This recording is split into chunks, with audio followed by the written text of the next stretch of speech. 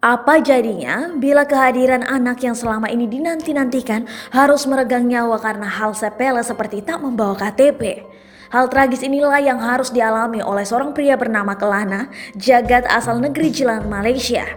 Melalui postingan pada akun Facebooknya, Selasa 10 Desember 2019 lalu, Kelana Jagat menceritakan kejadian tragis yang harus menimpa dirinya dan sang istri.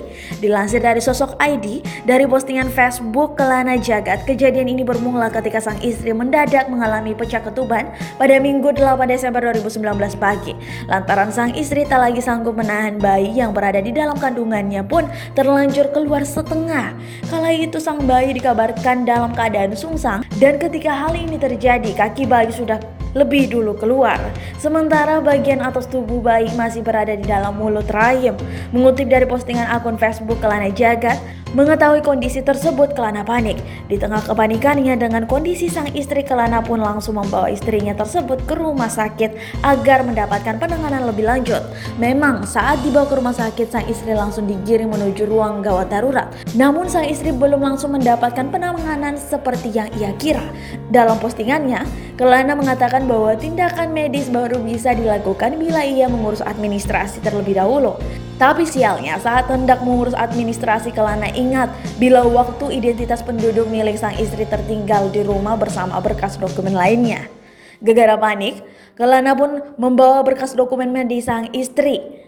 Dalam keadaan genting seperti itu, pihak rumah sakit malah meminta Kelana untuk kembali ke rumah dan mengambil berkas yang dibutuhkan. Tanpa KTP sang istri, persalinan atau tindakan medis lainnya tak bisa dilakukan. Kelana pun sontak menolak untuk kembali ke rumah. Pasalnya jarak rumahnya ke rumah sakit bisa memakan waktu hingga 15-20 menit.